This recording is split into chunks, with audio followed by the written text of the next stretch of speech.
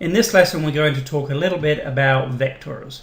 Now, assuming you're already familiar with arrays in C++, you'll know that the size of an array must be known ahead of time. You have to pass arrays by a pointer, and they're limited in various other ways. You can get around those limitations, but that adds complexity. Now, a vector can be thought of as a special kind of array that allows a variable number of elements. It allows easy addition and removal of those elements.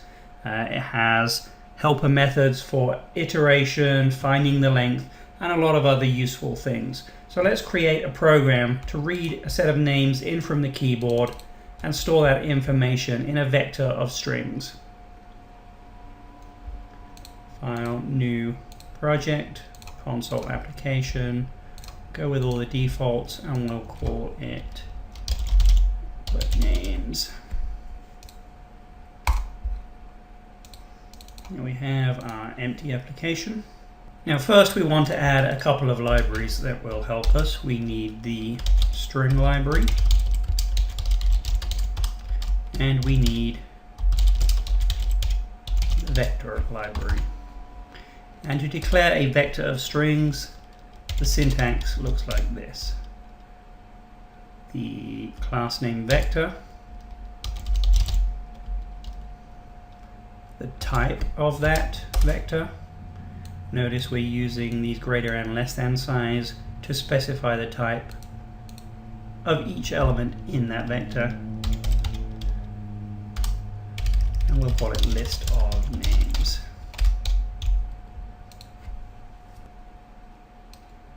Now all we're going to do to start with is have a potentially infinite loop. And at the start of that loop we'll display a message. Q to finish, press enter.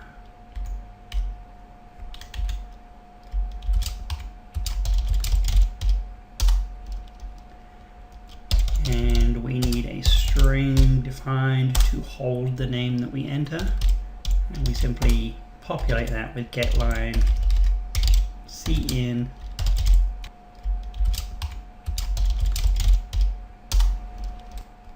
and we pass in the variable that will be populated. Now if name is equal to Q, then we want to quit. And of course we just break out of the loop to do that, else we'll assume we typed a name. And to append that to the list of names, we call the method pushback. And what that means is push our variable name to the back, or to the end of the list of names. Now push is a nomenclature often used with stacks, and the good thing about a vector is it can act like a stack, it can act like a queue, it can act like an array, it can act like a lot of things. So it's a very, very helpful class. And that really is everything we need to populate our vector. However, we need to be able to examine that, so let's go ahead and we call the size method. That tells us how many elements are in our vector. Size is greater than 0. We'll do some logic in here. Else, we'll just simply display a message. No names were entered.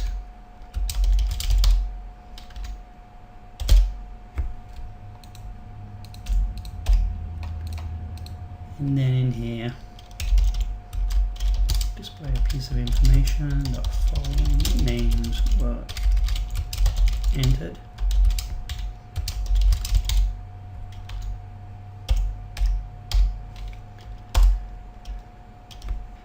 And to iterate through a vector, we use what's called an iterator. Now we have to get the iterator from the vector type definition, and we do that like this. We display the type as vector string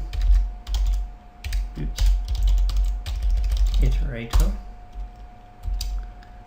I'm just going to call it IT name dot list of names begin. And the begin method simply returns an iterator that points to the start of our list of names. So here we have essentially a familiar variable declaration and assignment. You know, variable name is IT name, iterate through the names. It's of type iterator as specified in the vector of type string, and we assign it the iterator returned from our vector's begin method. And the loop,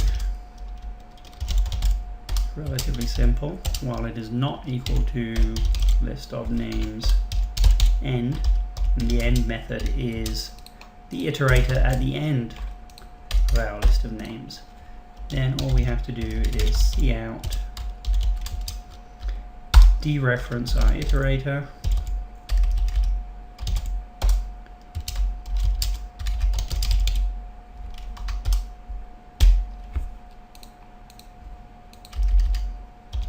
and finally increment the iterator.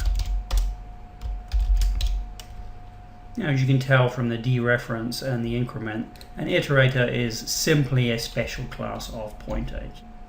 It just wraps the native pointer functionality and makes it a little bit more helpful. So that really is all of our program. Let's see if it will build.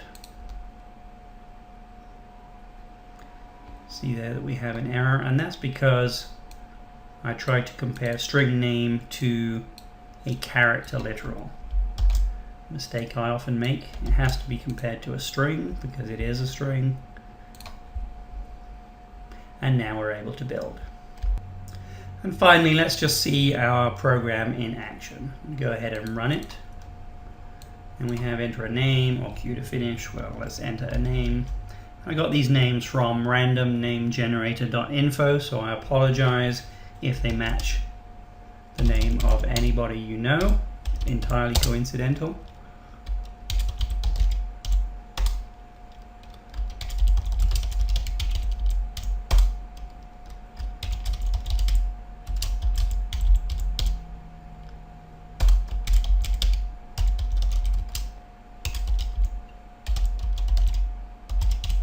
Okay, so I've entered 4 names. I'm going to type an uppercase Q to quit, and the program just displays the names that were entered.